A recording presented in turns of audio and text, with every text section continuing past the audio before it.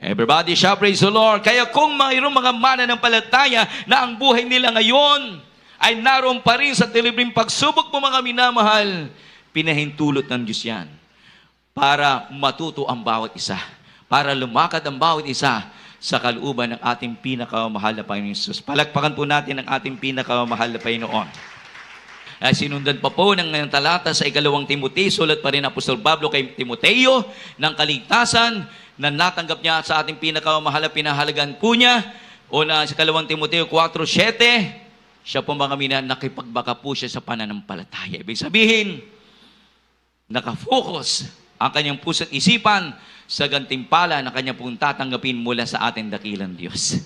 Kaya ibig sabihin, kapag nakipagbaka ng mabuting pakikipagbaka, kahit na si Apostol Pablo, sinisiraan po siya sapagkat hindi lahat ng kanya po inaaralan ay sang-ayon sa kanya. May mga mananampalataya na kontra sa kanya, ngunit sa kabila ng nangyari sa buhay po niya, siya po mga gumawa ng mabuti. Hindi niya ginantihan ng yung masama sa masama, kundi yung masama na ginagawa sa kanya, kabutihan ang ipinakita po niya. Everybody shall praise the Lord. Bakit nagagawa ni Apostol Pablo yung mga bagay na iyon? Dahil sumasa kanya ang Espiritu ng Diyos. Everybody shall praise the Lord. Amen. Ganun po ang nais ang ating pinakamahal na Panginoon. Kaya tayong lahat po mga minamahal, tayo po na naglis sa paglingkod sa ating dakilang Diyos buhay. Minsan sa paglilingkod po natin, nariyan yung mga humahadlan sa ating paglilingkod. Nariyan, sisiraan ka. Nariyan po mga minamahal, makakarinig ka mga negatibo sa ibang tao. Ngunit huwag mong pansinin. Pansinin mo paano mo mapaluguran ng Diyos. Everybody shall praise. So yung iba, negatibo ang dumarating sa kanila. Ginagantihan din ng masama, negatibo rin. Dapat hindi po tayo ganoon. Dahil hindi po tayo sasamahan ng Diyos. Amen. Sasamahan po tayo kapag tayo po mga minamahal, laging nananahan sa kanyang banal na kalooban. Nananahan sa Espiritu na sumasa atin. Palakpakan po natin ang ating mabait na Diyos. Everybody shall praise the Lord. Kaya po mga yun, nakikita po natin sa mga kababayan po natin ngayon na nagpapasan ng cross, nakasulat sa banal na kasulatan. Lucas 9:23. Pasanin ng cross araw-araw. Lucas 9:23. Dito po sa Lucas 9:23. At sinabi niya sa lahat, kung ang sino mang tao ay ibig sumunod sa akin, ay tumanggi sa kanyang sarili at pasanin sa araw-araw ang kanyang cross at sumunod sa akin. Amen. Everybody shall praise the Lord. Bakit ang mga mananampalataya na pabilang sa gawain na ito ng Jesus Miracle Crusade International Ministry, hindi kapag dumarating yung tinatawag na mahal na araw, hindi po tayo nagpapasan ng cross sapagkat yung isinulat sa banal na kasulatan na ipasanin ninyo ang cross sa araw-araw, hindi po ito literal. Everybody shall praise the Lord. Hindi literal, kundi ito po mga minama na krus sa araw-araw. Kahit na mayroon kang problema, pasanin sa buhay, patuloy kang naglilingkod sa ating mabait na Diyos. Hinahadlangan ka sa paglilingkod mo, pagtalima mo sa utos ng ating pinakamahal na Panginoon, krus mo yan sa araw-araw, nananatili ka na mainit, masigasig na sumusunod sa banal na kalooban ng ating pinakamahal na Panginoon. Sa kahirapan sa buhay, dumarating sa buhay po natin yan. Ngunit sa kabila ng kahirapan, tinitiis mo sapagkat alam mo ang Diyos ay buhay, kaya kang pagpalain. Amen. Yun po ang krus araw-araw pong pinapasan po natin yan. Hindi nagiging sagabal, yung mga problema, yung kahirapan, yung pag-uusig, o ano pa man balakid sa buhay, sa paglilingkod po natin sa Diyos. Tandaan po natin yan. Ang Diyos po ang ating tagumpay. Siyang ating kalungan, handang tumulong sa ating gumabay para tayo po ay magtagumpay na maglingkod sa Kanya. Palakpakan po natin ang ating pinakamahal na Panginoon Jesus. Sinundan pa po mga minaman sa talatang ito ng sulat ni Apostol Pablo sa taga Filipos 2:6-8. Dito po sa aklat ng mga taga Filipos, Kapitulo 2, ang talata po ay 6-8. Na siya'y, bagamat nasaan yung Diyos, ay hindi niya inaring isang bagay na nararapat panangnan ang pagkapantay niya sa Diyos, kundi bagkus hinubad niya ito at nag-anyong alipin na nakitulad sa mga tao, 8, at palibhasay na sumpungan sa anyong tao, siya'y nagpakababa sa kanyang sarili na nagmasunurin hanggang sa kamatayan, sa kamatayan sa krus. Amen. Amen. Kaya dito po mga minama sa talatang ito, ipinangaral po ni Apostol Pablo sa mga mananampalataya sa lugar ng Filipos na kung saan inilarawan ni Apostol Pablo at ang sakripisyo ng ating pinakamamahal na Panginoon sa 2,000 nakakaraan nang sabi na siya, bagamat nasaan yung Diyos, ay hindi niya inaring isang bagay na nararapat panangnan ang pagkapantay niya sa Diyos. Ibig sabihin, bagamat siya po ang Diyos sa makapangyarihan sa lahat, siya po ay nagpakumbaba. Amen. Bagkus sinubad niya ito at nag-anyong alipin na nakitulad sa mga tao. Amen. Kayang-kayang gumanti sa gumawa ng masama sa kanya, ngunit hindi po siya gumanti. Amen. Nalalaman po ng ating pinakamahal na Panginoon, wala siyang ginawang masama sa mga tao, ngunit sa kabila ng wala siyang ginawang masama sa mga tao, hinatulan po siya ng kamatayan. Grabe pong paghihinagpis, pagkapasakit, grabe po nga sakripisyo ang kanyang tiniis, ngunit lahat ng bagay tiniis po niya po mga minamahal, alang-alang sa mga taong sasampalatayan sa kanya, magkaroon sila ng kaligtasan. Everybody shout, praise the Lord! Palibhasa ay nasumpungan siya sa anyong tao, siya'y nagpakababa. Kaya dito po mga minsan ng mga talatang ito, kung papaano po ang ating dearest Jesus nagawa niya po magpakumbaba, tayong lahat ng mga tagasunod po niya, magagawa din po natin. Everybody shout, praise the Lord. Amen. Ano ibig sabihin po yun po mga sa paglilingkod mo sa Diyos? Maraming balakid umahad lang sa iyo. Magpatuloy ka lang. Kayahin po natin ang ating pinakamamahal na Panginoon Jesus. Nagpatuloy hanggang doon sa kamatayan sa krus ng Kalbaryo. Ganun po ang ating gagawin. Kaya sa paglilingkod po natin, sa buhay po natin po mga minahal, marami po mga humahadlang, mga negatibong dumarating sa buhay po natin bilang isang tayo po ay naglilingkod sa ating pinakamamahal na Panginoon Jesus, patuloy lang. Sapagkat ang sabi ng banal na kasulatan, Mateo 24 verse 13, ang magpatuloy hanggang sa wakas, sila lang ang mayroong kaligtasan. Sila lang ang maliligtas. Kaya nasa pagpatuloy ang tagumpay na pangako ng ating dearest Jesus. Everybody shout, praise the Lord. Ngayon po mga minamahal, kaya sa talatang ito, makita po natin ng ating pinakamahal na Panginoon Jesus na siya po yung Diyos na makapangyarihan sa lahat. Lahat ng paraan ay ginawa na po niya para ni isang tao walang mapahamak. Amen.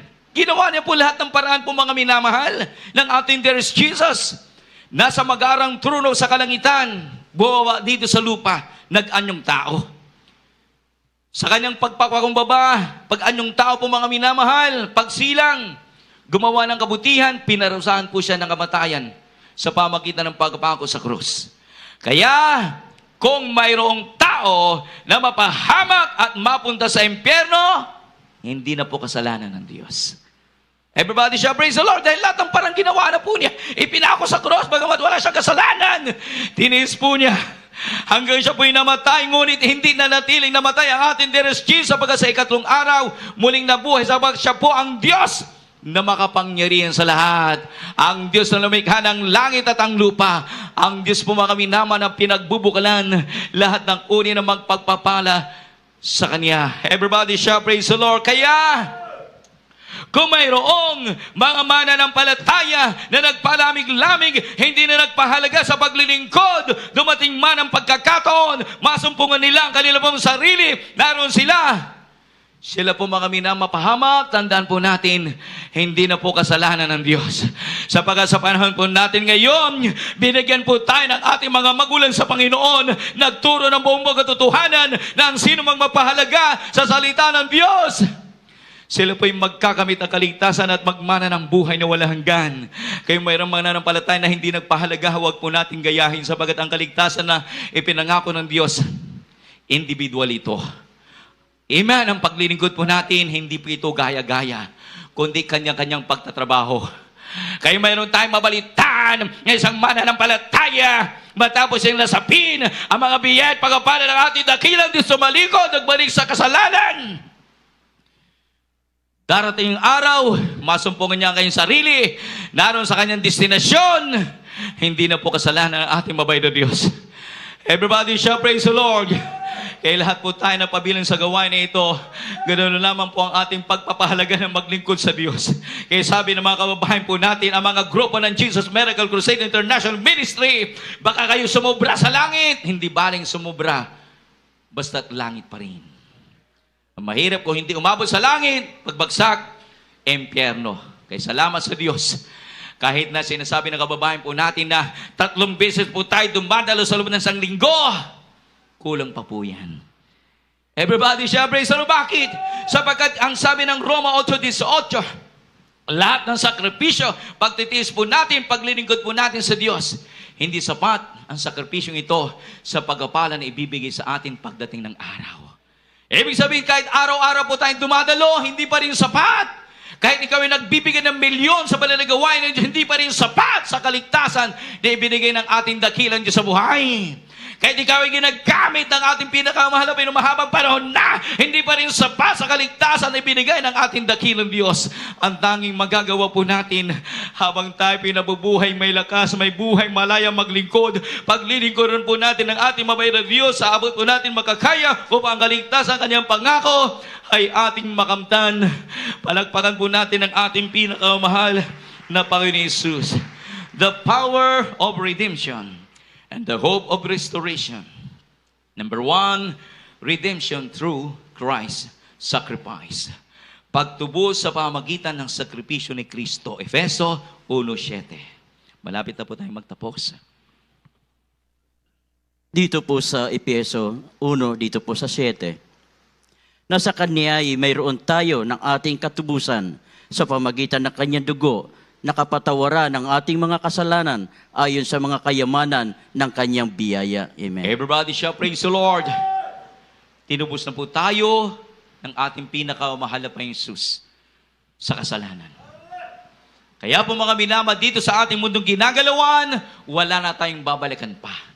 Sa pagtungo ang tao dito sa buong daigdig, patuloy na ilaalipin ang tao sa paggawa ng kasalanan. At kapag ang tao inalipin ng paggawa ng kasalanan at hindi siya nakapanumbalik, naglingkod sa buhay na Diyos, wala silang tatamuhin ng kaligtasan mula sa ating dakilang Diyos sa buhay. Ngunit tayo, ngayon po mga minamahal, sa paglilingkod po natin sa Diyos, dahil tayo pinakapanumbalik na pinatawad ng ating kasalanan, patuloy lang nag-aantay na sa atin ng ating mansyon sa langit. Everybody shall praise the Lord. Kaya mga mananampalataya sa kabila ng kahirapan, wala silang sariling bahay at lupa, nangungupahan lamang. Hindi bali nangungupahan, basta't nakakabayan. Hindi bali nangungupahan, basta't ang presensya ng Diyos laging sumasa iyo. Masaya ka.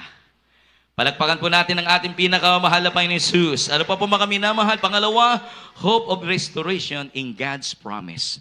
Pag-asa ng pagbawi sa mga pangako ng Diyos. Joel 2 at ang bersikulo po ay 25. Dito po sa aklat ng Joel, Kapitulo 2, ang talata po ay 25. At aking isasauli sa inyo ang mga taon na kinain ng balang, ng uod, at ng kuliglig, at ng tipaklong na siyang aking malaking hukbo, na aking sinugo sa gitna ninyo. Amen. Amen. Kaya sa talatang ito po mga minang panahon ng mga naunang mananampalataya, dumating sa buhay po nila na ang kanila po mga ari-arian, kinain po ng balang. Sa madaling sabi, naghirap po sila, ngunit sila po'y pinangakuan ng Diyos. Kaya sa 26 po mga minas, ito ang pangako ng Diyos sa kanila. Ito ang pangako ng Diyos sa kanila, kayo'y mga bubusog at inyong pupurihin ang pangalan ng Panginoon ninyong Diyos na gumawa ng kababalaghan sa inyo at ang aking bayan ay hindi mapapahiya kailanman. Kaya sa mga naunang mananampalataya, tumaliman sa banal na utos ng Diyos, hindi sila napahiya sapagkat binusog sila ng ating pinakamalapit, hindi sila pinagkulang. Ngayon sa panahon po mga minamahal, sa pangunan ng dalangin ng ating malapastor, mayroon bang mga mananampalataya na pabilang sa gawain nito, sila po'y naghirap? Wala, dahil ang Diyos na ating pinaglilingkuran, siya po ang nagpupuno sa lahat ng ating mga pangailangan. Ang sekreto lamang, laging una sa buhay po natin ang ating dearest Jesus. Kaya kapag panahon ng pananambahan ng Diyos, narito po tayo, nagpapasalamat sa ating pinakamahal na Panginoon. Kahit may transaksyon ka, kahit may mahalagang bagay na lakad ka, unahin mo ang Diyos. Lahat ng pangangailangan mo, idaragdag na lamang ng ating dearest Jesus. Sapagkat siya ang pinagbubukalan lahat ng uri ng pagpapala, physically. Kapag matapat mong sinusunod ang utos ng Diyos, mananatili ang kalusugan sa physical na katawan mo. Materially, kapag matapat mong sinusunod, ang banal ng utos ng Diyos, hindi ka pagkukulangin. Spiritually, kapag matapat kang sumusunod sa utos ng Diyos, pagtaas mo pa lang dalawang kamay mo, damang-dama mo na ang banal na presensya ng ating pinakamahal na Panginoon at ang mararamdaman mo, umaapaw na kasiyahan, kaligayahan, ang maranasan mo sa paglilingkod mo sa ating dakilang Diyos sa buhay. Everybody shout, praise the Lord! Pangatlo, transformation and renewal by the Holy Spirit. Pagbabago at pagbabagong loob sa pamamagitan ng banal na Espiritu. Kaya ang papel ng banal na Espiritu sa pagdala ng spiritual na pagbabago ay ang pagbabagong loob na nagdudulot ng pag-asa at pagbawi na susulat. 2 Korinto 5:17, kaya kung ang sino mang na kay Kristo, siya'y bagong nilalang. Ang mga dating bagay ay nagsilipas na, narito sila'y pawang, naging mga bago. Lahat ng binago ng Diyos magsabing, praise the Lord! Kaya ang pagbabago ng Diyos po mga minaw, ang pagbabago ng ating mga sarili, o yung pagbabago ng ating nakamtan, Diyos po ang gumawa po yan, hindi sa ating mga sarili. Amen! Kaya walang sino mang makapagbabago sa buhay ng tao sa kanilang sarili lamang. Kaya kahit ang tao magpasampa ng napakabigat ng krus, yung pinakamabigat na, kung hindi naman siya tataliman sa utos ng Diyos, wala pa rin silang kaligtasan. Ngunit tayong lahat na narito, pinagpala po tayo sabagkat nabuksan ang ating unawa patungkol sa pagtalimang paglilingkod sa ating dakilang Diyos sa buhay para tayo po magkaroon ng kaligtasan. Everybody shout, praise the Lord. Kaya po mga minama, sa pagbabalik loob natin sa Diyos, dumadanas man tayo ng konting kahirapan, problema, pagsubok, o ano pa mang bagay po mga karamdaman, lahat ng ating naranasan, ang Espiritu ng Diyos, siyang umaaliw sa atin, tumutulong para tayo po'y magtagumpay, makapagpatuloy po tayo na maglingkod sa Kanya.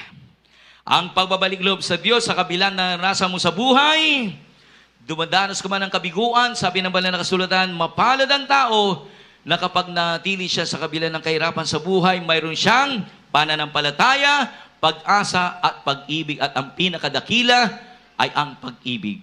Everybody shout, praise the Lord! Kahit anong maranasan sa pagbabalik ng loob, pagbabalik mo loob mo sa ating pinakamahal na Panginoon, kahit anong maranasan mo sa buhay, tandaan po natin, sa Kanya nanggagaling ang ating saklulo. Amen. Sa Kanya nanggagaling po mga ating saklulo. Kaya dumarating man sa buhay po natin, narin po mga may parang nasa kahirapan, parang hirap na hirap ka po mga minam, parang yung paa mo, pinipigil ng kaaway para hindi ka dumalo sa banal na gawain ng Diyos, ngunit ginawa mo, dahil alam mo, ang Espiritu ng Diyos na gumagabi sa iyo, tutulong sa iyo, palalakasin ka niya, pagdalo mo, pag uwi mo po mga minamahal, mayroong tao na gagamitin para ikaw ay bigyan ng pagpapala. Everybody shout, praise the Lord! Nangyari ang mga bagay na ito sapagkat makapangyarihan ang ating Diyos na pinaglilingkuran. Dito na po tayo po mga minama sa huling talata, Roma, Kapitulo 4 at ang bersikulo po ay 7. Huling talata na po tayo. Dito po sa Roma 4, dito po sa 7, na sinasabi, mapalad yaon ang kanilang mga pagsalangsang ay ipinatawad at ang kanilang mga kasalanan ay nangagtakpan. Amen. Everybody shout, praise the Lord. Kaya tayong lahat ng mga mananampalataya na pabilang sa gawain nito, sa pangunat dalangin ng ating mahal na Pastor Wildy Estrada Almeida, beloved Assistant Pastor Leaders Almeida, beloved children, sa po nakabalikat po sa gawain nito, mula ng ating makilala ang ating Diyos sa pinaglilingkuran sa gawain nito, sa pagpapakumbaba po natin, paghingi ng tawad sa lahat ng ating nagawang kasalanan, pinatawad po tayo niya. Amen! Pinatawad tayo niya po mga minamahal. Dahil tayo na po'y pinatawad ng ating pinakamahal na sa ating kasalanan, wala nang panahon pa para muli po natin balikan ang ating kasalanan, sapagat kapag ang Kristiyano binabalikan ang kasalanan, muli nilang ipinapako ang ating Deus Jesus doon sa krus ng Kalbaryo. Nasasaktan ang ating pinakamahal na Panginoon Jesus. Kaya kinakailangan tayong lahat ng mga pinagpala ng ating dakilang Diyos, iniligtas po tayo sa kasalanan, magpatuloy po tayo maglingkod hanggang sa muling pagparito ng ating dakilang Diyos sa buhay, upang ang katiyakan, kasiguruhan sa buhay na walang hanggan ay ating makamtan. Tayo pong lahat ay tumayo, papurihan po natin ang ating babayang Diyos sa pamagitan ng awitin ito.